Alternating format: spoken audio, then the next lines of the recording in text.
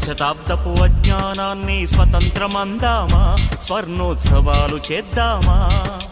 ఆత్మ వినాశపు అరాజకాన్ని స్వరాజ్యమందామా, దానికి సలాము చేద్దామా.